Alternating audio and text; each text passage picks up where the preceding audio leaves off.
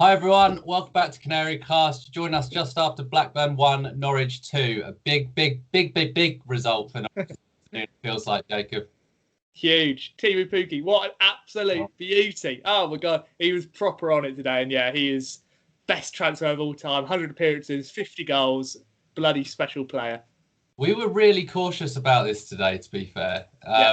We didn't really fancy it, either of us. I know you fancied Blackburn, I fancied a draw. And we turned up, and that first half especially was superb, I thought. A real special performance that. You said to me, Echoes leads away. I'd say probably just a little bit under the that. First half. First half. Yeah. But considering the quality, Blackburn, top goal scorers, and have the top goal scorer. Yeah, that's a very, and we made them look very average, I thought, first half. Like you said, some of the one-touch football, Vrancic to Buendia to Pukki, it was really, really nice to see. I thought Josh Martin again looked very bright. And all in all, it was just, really good first half performance. And then second half, we kind of sat back very passive, a silly goal to concede, Sorensen, Hanley, McGovern, all soft for that, really. Harvey Elliott was growing in the game. But then you get that luck, don't you? Emi Buendia enjoys a bit of a shot now, doesn't he? Yeah. And Pukki, I don't think he knows anything about it. I don't really care. But after that, I thought we managed it really well and should have had 3 or 4. Yeah, certainly should have. All right, let's go through the game then. Tete in for Stiefman. Tete making his 250th appearance. No Tete, no part. And Chris Gorham made the point before kickoff, I think it was, that he's always found a way back into everyone's team. Houghton, Alex Neil, Farker, everyone. He always finds a way back in. And interestingly, he's played his most games under Farker. That is very interesting. Yeah.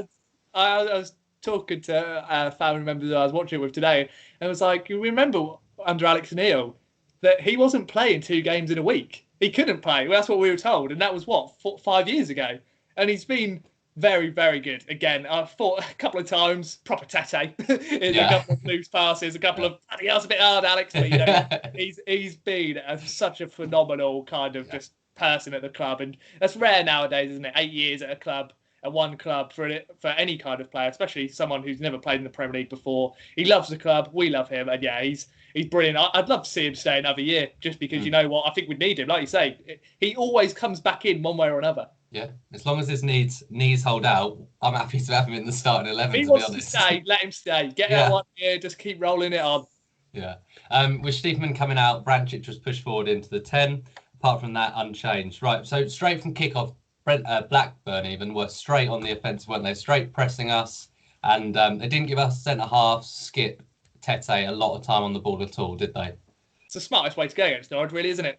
We play the ball around, and it's actually very refreshing to see a team have a bit more of a go rather than a parked bus. And I think that helped Norwich at times. Once you went past that press, which isn't a Liverpool-style press where it's almost suffocating, it's good. But it's not top Premier League quality level, is it, where you can't get out? And once we did a few times, there was a lot of open spaces, I thought, for the likes of Vrancic to move, who I thought played well in the first half again.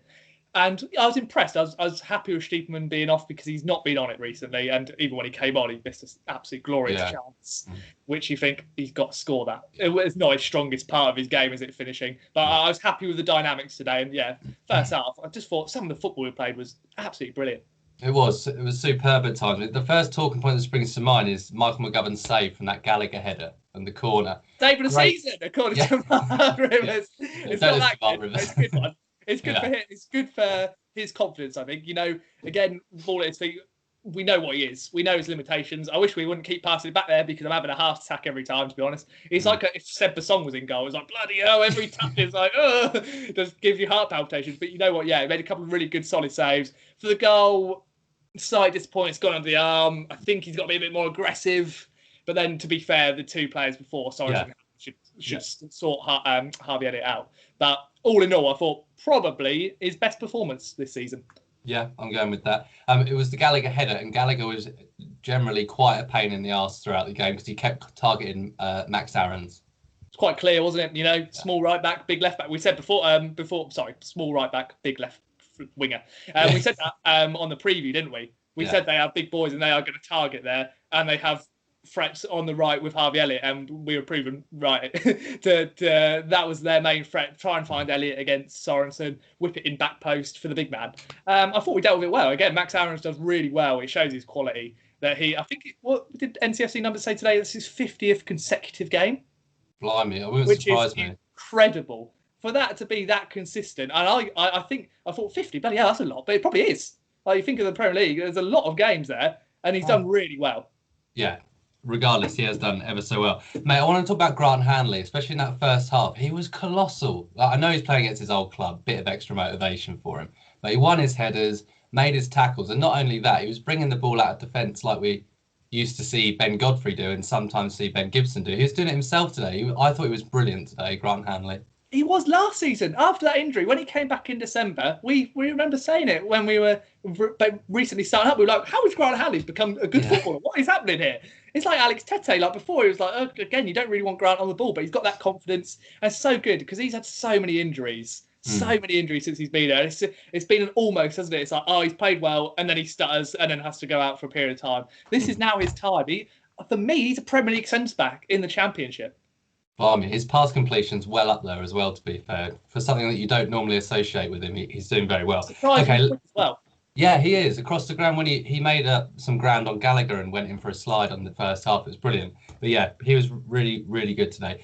Let's talk about the opening goal. TEEMU Pukki, Alex Tete assist to mark his 250th game. He's never meant to put it there. I can guarantee you that is never meant to go. He is meant to flash that across the box, but I don't care. Where on earth is Tete bringing out this Cruyff turn? Yeah. Bit mug off a Championship defender. It's absolutely brilliant. I love it so much. And then, yeah, it's just such a Tete kind of cross, whatever it was, pass. And yeah, TEEMU, that's top level, isn't it? Just that turn, that little swivel and then bang. Yeah. 2 years ago, doing that every single week. Reminiscent of so many goals, and yeah, it was a top finish from a player. 50 goals in 100 games. Bloody hell, he's by far our best free transfer of all time. If not the best free transfer of all time. There you go. You said it. Andrea Pirlo, bin him off. He only won a few. All right, fair enough.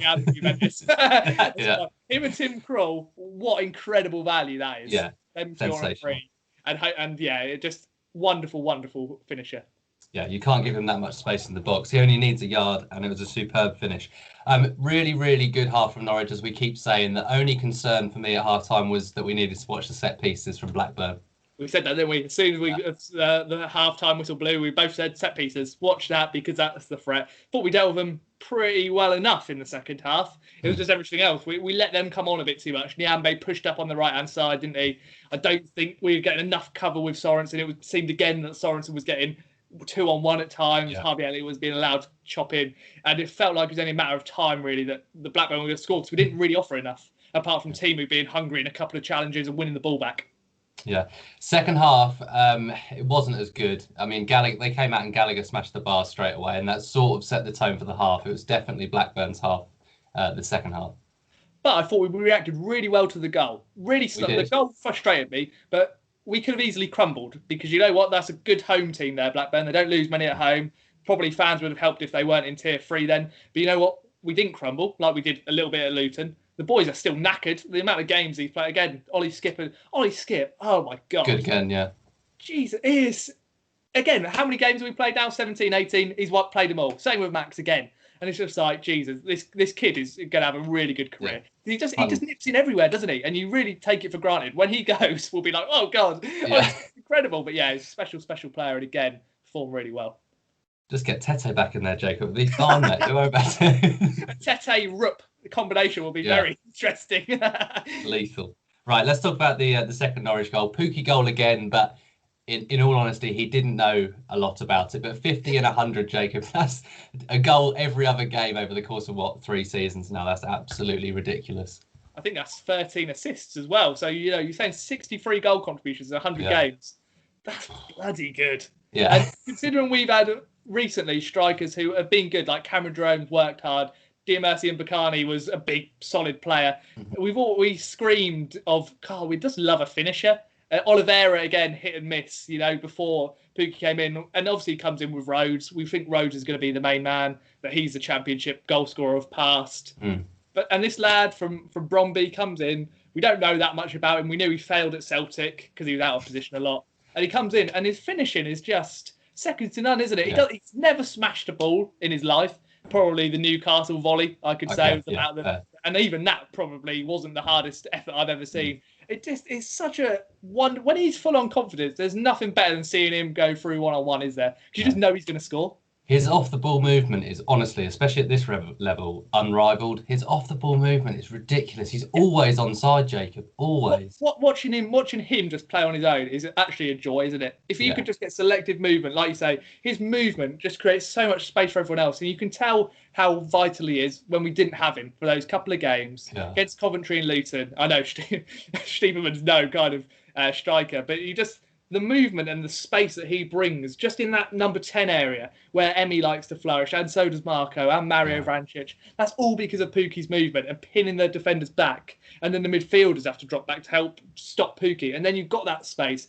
He's just such a good player. And for me, there's none better. We saw Adam Armstrong, the top goal scorer in the Championship, nullified easily. Pukki, I still say he's the best in this league. Yeah, guaranteed. Let's just talk about the odd player. Josh Martin, I thought was very good again today. Did you? No, very solid again. First half, very good. Really needs to learn on that defensive side, but let's not be too harsh. He's 19 years old, and he looks like a really intelligent prospect. I think the fact that he's now putting himself in the team sheet probably, well, I know there's not many else, but I think he still pips himself over Todd for now, which is really good for him. I think his confidence could only grow. And he's just so intelligent. And I'm really looking forward to seeing where his career goes, because at the moment, it looks like go anywhere with just the intelligence he has on the pitch and that movement. It reminds me very much of Todd, who's obviously now a senior player here and will be looking towards being a Premier League player again.